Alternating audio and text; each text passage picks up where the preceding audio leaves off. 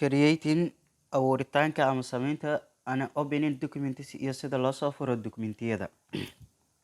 Microsoft Word files faylasha MS Word-ka college waxaa lagu magacaabaa documents ayaa lagu magacaabaa.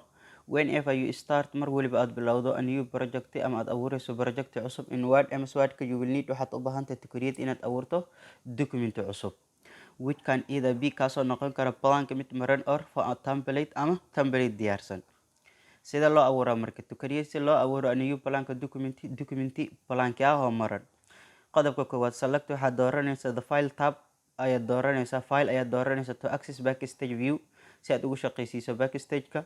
Qodobka labaad select waxaad dooranaysaa new ayaad dooranaysaa then kadibna click waxaad leedahay ama aad gujinaysaa blank document ayaad gujinaysaa. A new blank documentiga cusbaa will appear ayaa kusoo muuqan doona. Sidee loo soo furaa marka to open sidee loo soo furaa an existing documenti hore kuugu jiray ama hore u jiray sidee loo soo furaa. Select waxaad dooranaysaa the file tab ayaad dooranaysaa to access si aad ugu shaqaysiiso backstage view si aad ugu shaqaysiiso.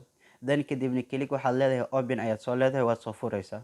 Qodobka labaad select waxaad dooranaysaa this PC-ga ayaad dooranaysaa then kadibna click browse ayaad leedahay. Qodobka saddexaad then the open dialog box waxaa kusoo furmaya box will appear ayaa kusoo muuqanaya. Locate waxaad raadinaysaa booska and select waxaad soo dooranaysaa your documentigaaga then kadibna click waxaad gujinaysaa open ayaad leedahay. The selected document aad soo dooratay will appear ayaa soo muuqan doona.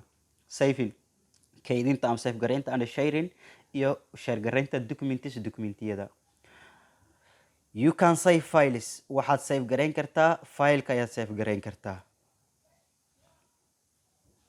You can save files waxaad save garayn kartaa fileka to either your computer-kaaga or ama the cloud ayaad ku save garayn kartaa using adigoo isticmaalaya OneDrive ayadoo isticmaalaya.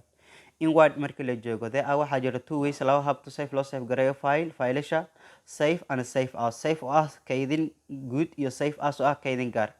These options work waxay shaqeeyaan in similar ways hab isku mid ay u shaqeeyaan with a few important difference